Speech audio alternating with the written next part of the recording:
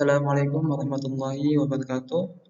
Alhamdulillahirabbil alamin wassalatu wassalamu ala asrofil anbiya'i wal mursalin sayyidina wa maulana Muhammadin wa ala alihi washabbihi ajma'in amma ba'd. Yang terhormat Profesor Dr. Muftuhin MAG selaku Rektor UIN 1 Tulungagung. Yang terhormat Ibu Zulfa Ismawati selaku dosen pengampu mata kuliah Pemikiran Peradaban Islam. Dan tak lupa kepada teman-teman kelas MD1B yang berbahagia. Kami dari kelompok 2 akan mempresentasikan tentang hubungan agama dan kebudayaan.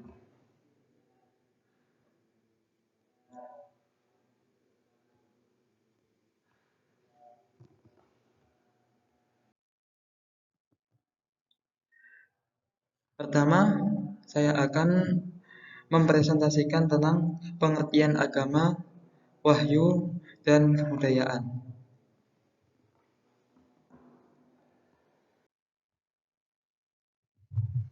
Pertama, makna agama. Agama dapat digambarkan sebagai sebuah sistem atau keyakinan dan perilaku manusia masyarakat yang diarahkan pada ultimate conclusion atau tujuan tertinggi. Tujuan tertinggi menurut Paul Tillich memiliki dua aspek, yaitu pertama, aspek makna meaning dan aspek ketentuan power. Agama mempunyai makna dalam arti tertinggi yang terdapat dalam tata nilai masyarakat dan memiliki kekuatan dalam arti kekuatan suci, kekuasaan supranatural yang ada di balik tata nilai tersebut. Dalam pengertian yang lain, agama dilihat sebagai sistem keyakinan yang melahirkan berbagai perilaku keagamaan. Sistem keyakinan tersebut memiliki daya kekuatan yang luar biasa untuk memerintah dan melarang pemeluknya untuk mengerjakan atau tidak mengerjakan sesuatu. Hal tersebut disebabkan karena di samping adanya makna suci yang diyakini, juga adanya kekuatan supranatural di balik perintah dan larangan tersebut. Maka dengan memperhatikan masalah-masalah di atas, agama menurut Persuci dapat didefinisikan adalah suatu sistem keyakinan yang dianut dan tindakan-tindakan yang diwujudkan oleh suatu kelompok atau masyarakat dalam menginterpretasikan dan memberi respon terhadap apa yang dirasakan dan diyakini sebagai yang gaib dan yang suci.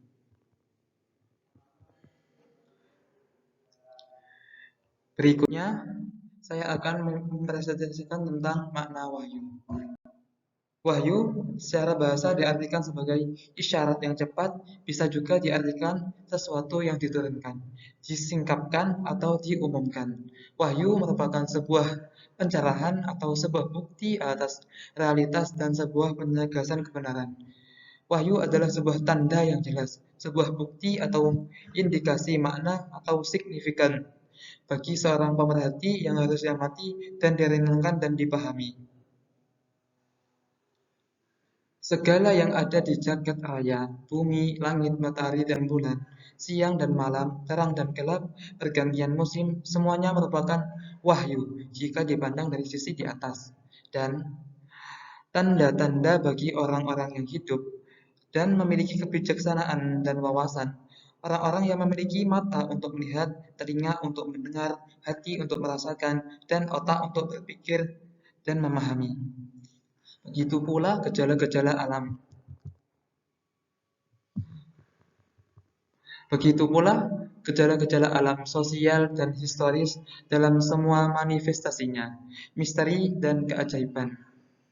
Semuanya adalah dipandang juga sebagai wahyu, serta ia diartikan sebagai tanda-tanda dan bukti kebenaran bagi siapapun yang dapat mengeksplorasinya, menyelidiki, dan menemukan kebenaran serta memahaminya. Demikian juga, wahyu juga dipahami sebagai suatu yang dibisikkan ke dalam sukma, yang diilhamkan dan merupakan isyarat yang cepat yang lebih mirip pada sesuatu yang dirahasiakan daripada dilahirkan. Sesuatu yang dituangkan dengan cara yang cepat dari Allah Subhanahu wa taala ke dalam dada para nabi-nabinya. Wahyu merupakan kebenaran yang langsung disampaikan oleh Allah kepada para nabinya untuk disampaikan kepada para umatnya. Begitulah makna wahyu. Makna wahyu. Yang berikutnya tentang makna kebudayaan.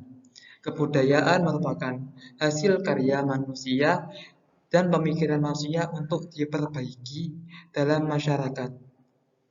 Kebudayaan merupakan gabungan dari pikiran, kata, dan tingkah laku manusia yang dimanfaatkan untuk berinteraksi dalam masyarakat sekitarnya atau lingkungan sosial. Kebudayaan pada dasarnya mengalami perkembangan selaras ataupun mengikuti arus adaptasi lingkungan di sekitarnya atau pelaku kebudayaan yang berperan aktif di dalamnya. Kebudayaan juga itu tidak terlepas dari prinsip-prinsip yang digariskan oleh ad-din, yaitu kemanusiaan. Kemanusiaan itu merupakan hakikat manusia yang bersifat statis. Kemanusiaan itu sama saja sama saja dahulu, sekarang, dan yang akan datang. Tetapi perwujudan kemanusiaan yang disebut eksistensi itu tumbuh, berkembang, dan berbeda dan diperbarui. Perubahan demi perubahan itu terjadi. Namun, asasnya tetap, yaitu asas yang dituntun, ditunjuki, diperingatkan, dan diberitakan oleh Al-Quran dan Al-Hadis.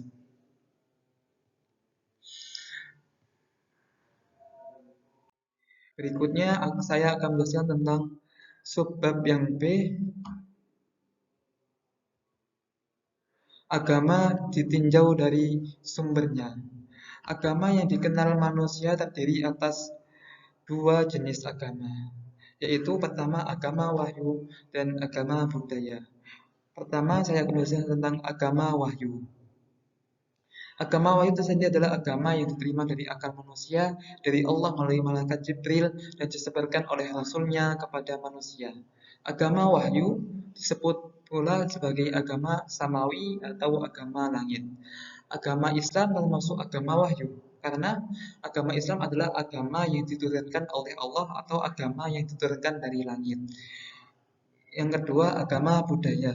Agama budaya adalah agama yang bersumber dari ajaran seseorang manusia yang dipandang mempunyai pengetahuan mendalam tentang kehidupan. Agama budaya disebut juga dengan agama arti atau agama bumi. Maksudnya agama bumi adalah agama yang diciptakan oleh manusia itu sendiri. Contoh agama budaya adalah agama Buddha yang merupakan ajaran Buddha Gautama, terus ajaran agama Hindu, ajaran agama Kejawen, dan banyak-banyak lagi agama-agama lain.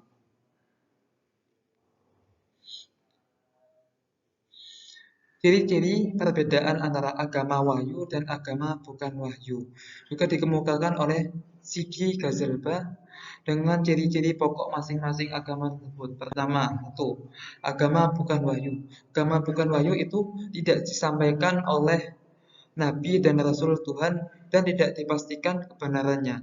Kedua, tidak memiliki kitab suci yang diwariskan oleh Nabi dan Rasul.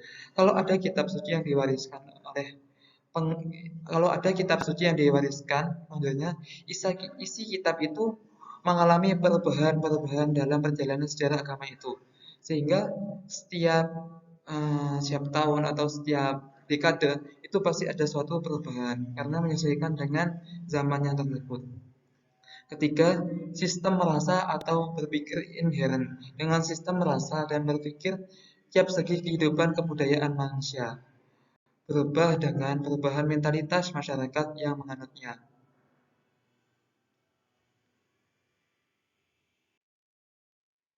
Agama dan kebudayaan itu mempunyai dua persamaan, yaitu keduanya adalah dengan sistem nilai dan sistem simbol, serta keduanya mudah sekali terancam setiap kali ada perubahan agama. Dalam perspektif ilmu-ilmu sosial, ada sebuah sistem nilai yang memuat sejumlah konsepsi mengenai konstruksi realitas yang berperan besar dalam menjelaskan struktur tata normatif dan tata sosial. serta memahamkan dan menafsirkan dunia sekitar. Sementara kebudayaan merupakan ekspresi cipta, karya, dan karsa manusia dalam masyarakat tertentu yang berisi nilai-nilai dan pesan-pesan religiusitas, wawasan filosofis, dan kearifan lokal budaya. Itu dari presentasi dari kami. Untuk selanjutnya akan dipresentasikan oleh teman kami selanjutnya. Terima kasih. Assalamualaikum warahmatullahi wabarakatuh. Perkenalkan, nama saya Arya Widya Yahya. Di sini saya akan melanjutkan pemaparan materi dari teman saya yaitu Ridwan Bagas Pamungkas. Di sini saya akan menjelaskan tentang agama bukan wahyu merupakan bagian dari kebudayaan. Oke, pertama-tama yaitu kita akan membahas tentang pengertiannya dahulu. Pengertian dari agama bukan wahyu di sini adalah agama bukan wahyu ini tidak berasal dari Tuhan dengan jalan diwahyukan, melainkan agama yang ada karena hasil proses antropologi. Agama ini berkembang berdasarkan budaya. Agama ini juga bersifat tidak misioneris. Tidak misioneris di sini memiliki arti yaitu agama tersebut tidak agama tersebut tidak diwajibkan untuk umatnya menyebarkan ajarannya tersebut. Maksudnya di sini dari agama bukan wahyu di sini adalah agama ini bisa tersebar itu melalui budaya-budaya yang ada di daerah Indonesia ini. Oke, selanjutnya agama bukan wahyu ini juga memiliki ciri-ciri. Ciri-ciri yang pertama adalah agama bukan wahyu tidak disampaikan oleh nabi dan rasul dan tidak dapat dipastikan lahirnya. Maksudnya di sini adalah agama ini berkembang itu melalui proses antropologi yang dijelaskan seperti pengertiannya tadi. Artinya, agama ini itu sebenarnya berkembang itu mengalir mengikuti peradaban yang ada, peradaban budaya yang ada di daerah-daerah Indonesia ini. Ciri-ciri yang kedua adalah tidak memiliki kitab suci yang diwariskan oleh nabi atau rasul. Kalau ada kitab sucinya pun itu akan berubah-ubah, mengalami perubahan dalam perjalanan sejarah agama itu. Maksudnya di sini adalah sama seperti yang dijelaskan pada pengertiannya tadi, yaitu mengalir mengikuti peradaban budaya yang ada. Kemudian yang ketiga adalah sistem rasa dan berpikir inherent. Dengan sistem rasa dan berpikir tiap segi kehidupan kebudayaan masyarakat. Oke, kemudian agama bukan wahyu atau agama di Indonesia ini ya, agama bukan wahyu itu kan masyarakat di Indonesia ini cenderung berkali-kali atau cenderung meyakini dari para leluhur itu para leluhur itu benar atau kita melakukan semua yang dilakukan oleh leluhur itu dan itu menjadikan budaya tersebut menjadi agama. Nah, itu yang disebut agama bukan wahyu.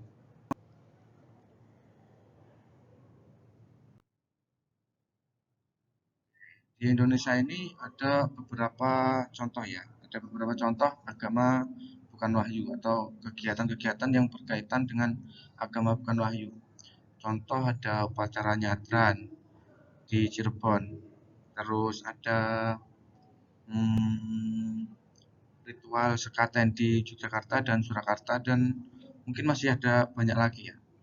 Dan di sini saya akan memfokuskan pengertian secara singkat terhadap kegiatan yang kedua tersebut, yaitu upacara nyadran dan ritual sekaten. Oke. Pertama, kita akan membahas tentang upacara nyadran yang ada di Cirebon.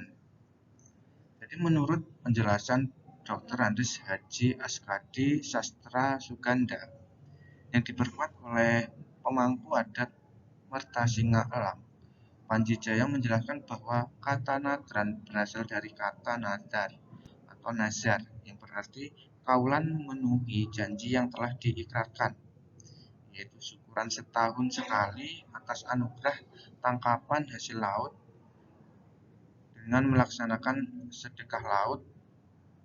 Syukurannya disesuaikan dengan tradisi setempat. Nah, terus ada lagi yang mengartikan gini, upacara nyadran itu, upacara nyadran itu masih mengikuti ajaran dari Hindu Buddha. Nah, seperti yang kita ketahui kan, upacara nyadran di Cirebon itu kita menghanyutkan seperti sesajen-sesajen ataupun ya barang-barang sejenis itulah. Dan itu mengikuti ajaran dari Hindu Buddha, dan itu juga termasuk dari kegiatan yang itu juga yang bisa mengakibatkan kegiatan tersebut disebut agama bukan wahyu. Kemudian yang kedua, kita akan membahas secara singkat tentang ritual sekaten yang ada di Yogyakarta dan Surakarta. Istilah sekaten berkembang dalam beberapa versi. Ada yang berpendapat bahwa sekaten ini berasal dari kata sekati, yaitu nama dari dua perangkat pusaka keraton berupa gamelan yang disebut Kanjeng Kiai Sekati yang ditabuh dalam rangkaian acara peringatan Maulud Nabi Muhammad SAW. Pendapat lain itu juga mengatakan bahwa sekaten ini berasal dari kata suka dan hati, karena orang-orang menyambut hari Maulud tersebut dengan perasaan syukur dan bahagia dalam perayaan pasar malam di alun-alun utara. Ada juga pendapat lain yang mengatakan bahwa kata sekaten ini berasal dari kata syahadataini, dua kalimat dalam syahadat Islam. Mengapa ritual ini bisa disebut sebagai kegiatan yang berkaitan dengan agama bukan wahyu? Ya seperti yang dijelaskan tadi, bahwa ritual ini pun juga masih ada kaitannya dengan ajaran Hindu Buddha tersebut. Di keraton Yogyakarta sana masih ada iring-iringan yang budaya-budaya itu beriringi untuk mengitari alun-alun utara tersebut.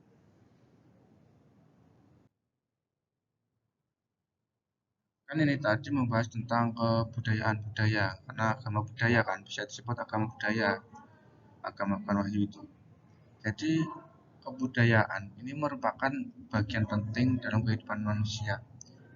Selain sebagai pengkreasi budaya, manusia juga merupakan hasil dan bagian yang tak terpisahkan dari budaya itu sendiri. Hubungan yang saling mempengaruhi ini menunjukkan bahwa manusia tidak dapat hidup tanpa budaya. Meskipun kehidupannya terbelakang, kehidupan berbudaya ialah ciri khas manusia yang akan terus berganti seiring perubahan zaman. Jadi semua dari kebudayaan, agama itu saling berkaitan seperti yang dijelaskan oleh teman saya tadi. Oke, kita akan agama bukan wahyu ini kan berkembang melalui budaya kan. Nah, pasti ada banyak pertanyaan tentang gini, apakah kegiatan tersebut termasuk dalam kita kegiatan musyrik atau menduakan Tuhan. Nah, pasti banyak kan pertanyaan seperti itu. Nah, kita ambil contoh seperti kegiatan atau pagelaran wayang kulit. Wayang kulit itu kan di berbagai daerah ya. Di berbagai daerah itu juga ada yang masih menggunakan sesajen dan lain-lain. Nah, seperti yang kita ketahui seperti penyebaran Islam yang dilakukan oleh Wali Songo, khususnya Sunan Kalijogo kan menggunakan dia menjadi dalang untuk mendakwah atau berdakwah menyebarkan Islam. Jadi untuk sekarang ini kegiatan wayang kulit itu kan masih menggunakan sesajen, seperti pada zaman Wali Songo tersebut juga menggunakan sesajen, masih banyak sesajen-sesajen. Nah, apakah itu termasuk kegiatan musik? Jawabannya menurut saya itu tidak. Karena seperti ini, kita itu menggunakan tersebut bukan berarti kita itu meyakini sesajen tersebut.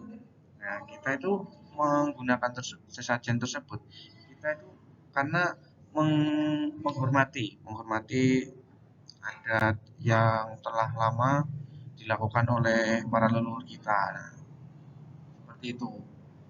Mungkin cukup itu saja dari penjelasan yang telah saya paparkan. Mungkin ada kekurangannya, saya mohon maaf, dan untuk pembahasan selanjutnya akan dibahas oleh teman saya yaitu Muhammad Widadil H. Terima kasih. Assalamualaikum warahmatullahi wabarakatuh. Saya akan melanjutkan dari pemateri barusan, yaitu pengertian agama wahyu merupakan bagian dari kebudayaan. Berbeda dari pola pemikiran di atas, terdapat kelompok pemikir yang mengatakan bahwa agama budaya bukan merupakan bagian kebudayaan. Kelompok ini mendapatkan bahwa agama samawi dan kebudayaan adalah berdiri sendiri. Jadi agama samawi dan kebudayaan tidak saling mencangkup. Samuddin Ansyari mengatakan bahwa agama samawi dan budaya tidak saling mencangkup pada prinsip yang satu tidak merupakan bagian dari yang lainnya, masing-masing berdiri sendiri. Antara keduanya tentu dapat saling hubungan dengan erat seperti saksi dalam kehidupan dan kehidupan manusia sehari-hari. Bagaimana pula terlibat dari hubungan erat antara manusiawi dan istri, suami dan istri. Oke. Jadi agama yang saya ambil adalah agama Islam. Sebagian dari agama wahyu adalah agama Islam. Agama Islam, kata Islam berasal dari kata aslama yuslimu islaman, yang artinya tunduk, patuh, menyendiri. Kata Islam diambil dari kata salama atau salima, yang berarti selamat, sejahtera, tidak cacat, tidak tercela. Kata agama menurut Al-Quran banyak digunakan kata din, istilah lain yang digunakan oleh Al-Quran, misalnya milah dan sholat. Nah, di sini diberitahukan bahwa agama Islam itu tidak cacat, yang sebagaimana dibawa oleh Rasulullah, yang diturunkan oleh Nabi Muhammad lewat malaikat Jibril kepada Rasulullah. Agama Islam itu untuk rahmatan lil alamin, sebagai agama rahmat lil alamin, sebagai agama penenang, penentu, dan tidak tercela. Agama Islam adalah agama wahyu, melainkan agama Islam juga merupakan dari kebudayaan. Karena sebelum agama Islam turunkan, kebudayaan yang tertera sebelum sangatlah fatal, yang mana pada zaman jahiliyah budaya siapa yang terkuat dia yang berkuasa atas segala, dan di waktu itu juga budaya sangat buram sehingga tidak ada kesadaran satu sama lain. Nah, di sini jelaskan agama Islam diturunkan, sejak agama Islam diturunkan, disitulah ada perdamaian, yang dimana pada zaman dahulu itu pada zaman jahiliyah itu masih ada kebudayaan yang sangat fatal, yaitu siapa yang terkuat dialah yang berkuasa. Dan jadi dengan datangnya agama Islam, maka budaya itu sedikit-sedikit menghilang. Karena dengan tadi agama Islam adalah mengajarkan kita untuk saling menghargai satu sama lain dan memiliki Tuhan, dan agama yang dan dulu tidak memiliki Tuhan yang sungguhnya, yang mereka anggap Tuhan hanyalah dampak kecenderungan mereka sehingga mereka menyembah berhala dan lain sebagainya. Tidak ada ajaran satu sama lain, tidak memiliki jalan hidup yang lurus. Mereka ketahui hanya bila di antara mereka yang terkuat, mereka yang berkuasa, sehingga tidak ada kedayaan satu sama lain. Nah, di sini sudah dikatakan mereka di zaman dahulu itu yang mereka sembah adalah berhala. Meskipun sekarang banyak yang menyembah berhala, tapi rata-rata di zaman dahulu itu tidak memiliki Tuhan. yaitu mereka anggap Tuhan itu berhala tersebut. Makanya mereka tidak memiliki Tuhan. Nah, dengan adanya Islam, dengan datangnya Nabi Muhammad, yaitu agama Islam diturunkan melalui malaikat Jibril, kataku tadi, melalui malaikat Jibril, lalu diterima oleh Rasulullah dan disebarkan oleh Rasulullah. Dan apakah yang kebudayaan-kebudayaan yang dibawa oleh Islam tersebut? Kebudayaan-kebudayaan dibawa oleh Islam adalah bagiannya itu pada zaman dahulu itu yang mereka yang berkuasa, mereka yang terkuat, maka mereka yang terkuasa. Tapi dengan adanya Islam, budaya itu terubah. Makanya ada ajaran pernikahan, perkawinan. Maka bukan siapa yang terkuat, bukan, tetapi ada ajaran-ajaran yang meluruskan mereka, yang membawa ketenangan. Pada dasarnya dulu pada zaman dahulu wanita itu sangatlah dilecehkan sekali. Dan alhamdulillah dengan adanya Islam, wanita itu sangat dimuliakan dan dihargai, yaitu dengan dijadikan istri dengan perkawinan tersebut. Maka tidak adalah siapa yang terkuat, budaya siapa yang terkuat dan siapa yang terkuat dan dia yang berkuasa, tidak ada. Jadi agama wahyu, yaitu di sini saya akan menyebutkan disampaikan oleh manusia yang dipilih oleh Allah sebagai utusan. Dan utusan itu bukan menciptakan agama, melainkan hanya menyampaikan agama. Dan tiga, memiliki kitab suci yang bersih dan campur tangan manusia. Ajarannya serba terbuka walaupun tafsiran dapat berubah. Konsep ketuhanan adalah monoteisme mutlak atau tauhid. Nah, di sini ciri-ciri agama wahyu adalah disampaikan oleh manusia yang dipilih oleh Allah sebagai utusannya, yaitu siapa yang dipilih, siapa manusia tersebut yang dipilih oleh Allah, siapa pilihan, yaitu Rasulullah, utusan Allah. Nabi Muhammad adalah utusan Allah. Beliau diutus untuk diberikan wahyu oleh Allah untuk menyebarkan kepada umat. Dan utusan itu bukan menciptakan agama, melainkan hanya menyampaikan agama, yaitu Nabi Muhammad. Dan diutus oleh Allah itu bukan untuk menciptakan agama, melainkan hanya menyampaikan atau menyebarkan agama-agama Allah. Yaitu agama tersebut tersendiri, agama wahyu itu datangnya dari Allah, dari Tuhan. Dan disebut agama samawi, agama langit. Makanya disebut agama langit karena datangnya dari Allah. Dan agama kenapa di sini dikatakan bukan menciptakan, melainkan hanya menyampaikan agama, yaitu tadi karena Allah mengutus para utusannya, mengutus para rasul, yaitu hanya untuk menyebarkan agama Allah, bukan membuat agama-agama baru. Bukan. Memang agama tersendiri sudah ada, tapi tersebarnya agama tersebut ialah melalui utusan-utusan Allah. Memiliki kitab suci dan bersih dari campuran tangan manusia, yaitu memiliki kitab suci, yaitu kitab Al-Quran. Di sini di agama Islam sendiri itu memiliki kitab Al-Quran sebagai pedoman hidup manusia, sebagai jalan, sebagai pola pikir dan sebagai tujuan untuk hidup.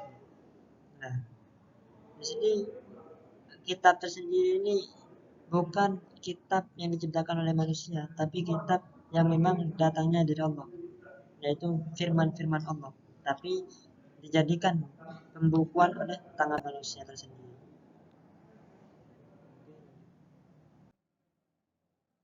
Dari garis besar, ruang lingkup ajaran agama Islam mencakup ajaran akidah adalah kepercayaan kepada Allah dan inti dari akidah adalah tauhid. Syariah adalah segala bentuk beribadah baik itu ibadah khusus seperti taharah, salat, puasa, zakat, haji maupun ibadah umum, malah seperti hukum-hukum publik, hukum perdata. Dan kedua, akhlak adalah sifat yang tertanam dalam jiwa yang mendorongnya untuk melakukan perbuatan tanpa menggunakan pemikiran dan pertimbangan. Sementara itu, Imam Al-Ghazali mengatakan akhlak adalah sifat yang tertanam dalam jiwa mengumpulkan macam-macam perbuatan dengan gampang dan mutlak, memerlukan pemikiran dan pertimbangan. Nah, di situ secara garis besarnya Islam itu mengajarkan tentang akidah, tentang keimanan, tentang keyakinan kepada siapa? Kepada Sang Pencipta. Bagaimana kita meyakini bahwa Allah itu ada? Bagaimana kita meyakini bahwa kita diciptakan itu dari mana? Bagaimana kita meyakini bahwa kitab-kitab suci itu dari Allah? Bagaimana kita meyakini bahwa Rasul-Rasul itu memang utusan-utusan Allah? Nah, itu yang dipelajari tentang Islam tersebut. Dan dua, syariah. Yang kedua, yang kedua, Islam itu mengajarkan syariah, yaitu bagaimana tata cara kita, hukum-hukum kita berhidup di dunia ini. Cara kita hidup yaitu hukum-hukum, yaitu di Islam sendiri mempunyai hukum-hukum, yaitu syariah tersebut, seperti bersesuci, melakukan sholat, zakat, puasa maupun haji. Itu adalah hukum-hukum Islam yang umum. Ya. Yang kedua, akhlak. Di sini Islam mengajarkan tentang kita akhlak. Bagaimana jika seorang hidup tanpa akhlak, maka seorang itu akan hancur demikian. Karena pada zaman dahulu, kenapa pada zaman jahiliyah itu menghadapi kehancuran? Karena pada zaman jahiliyah tersebut tidak ada saling, tidak ada adab satu sama lain. Makanya terjadilah siapa yang berkuasa, siapa yang terkuat, dia yang berkuasa. Satu sama lain tidak mempunyai akhlak. Makanya Islam itu mengajarkan akhlak pada mereka, sehingga Islam itu turun menurun sampai sekarang. Yaitu apa akhlak tersebut? Seperti yang dikatakan Ibnu Mishkawin, halun nasi da'iyatullaha ila af'aliha min munafiqin walarwiyah. Yaitu di sini yang dikatakan hal yang melakukan perbuatan tanpa melakukan pemikiran. Itu intinya, melakukan perbuatan tanpa memerlukan pemikiran dan pertimbangan. Dan bagaimana yang katakan Imam Ghazali juga mengatakan akhlak adalah sifat tertanam dalam jiwa yang menunjukkan macam-macam perbuatan dengan gampang. Nah, di sini akhlak tersebut adalah sifat yang tertanam dalam jiwa seseorang tersendiri. Makanya akhlak itu harus dididik. Perilaku seorang, cara-cara seorang itu beretika. Makanya dengan akhlak, maka jika seorang itu mempunyai adab, maka orang itu akan dihargai. Makanya yang dikatakan oleh